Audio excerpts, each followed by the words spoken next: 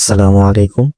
আজকের ভিডিওতে আমি আপনাদের জন্য এক নতুন এবং বিশেষ অ্যাপ হিকমা সম্পর্কে আলোচনা করতে যাচ্ছি। এটি সবাই ইউজ করতে পারবে, কিন্তু বিশেষ করে মুসলমানদের জন্য তৈরি একটি সোশ্যাল মিডিয়া প্ল্যাটফর্ম যা ফেসবুকের মতো কাজ করে, কিন্তু এখানে আপনার মুসলিম পরিচিতি, সামাজিক এবং ধর্মীয় মূল্যবোধকে অগ্রাধিকার দেওয়া হয়।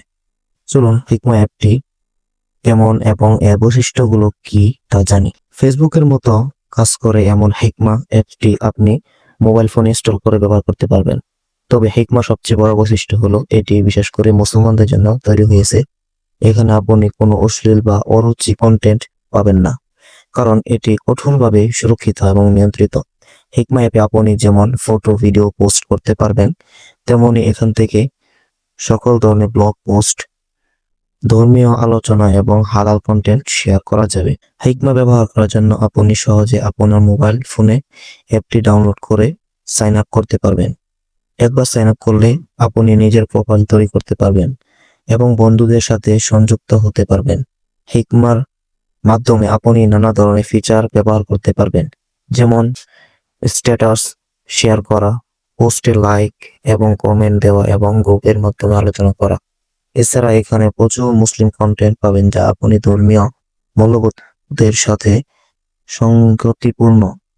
এখনো হিকমা অ্যাপের একটি গুরুত্বপূর্ণ ফিচারে ফেসবুকের মতো অ্যাপটি ব্যবহার করলেও আপনি অর্থনৈতিকভাবে উপকৃত হতে পারবেন, তবে এখানে কোনো প্রকার মনিটাইজেশন প্রক্রিয়া নেই। হিকমা অ্যাপ দ্বারা আপনি আরো বেশি ফলোয়ার এবং কন্টেন্ট শেয়ার করতে পারবেন, যা আপনার সামাজিক প্রোফাইলকে আরো শক্তিশালী করবে।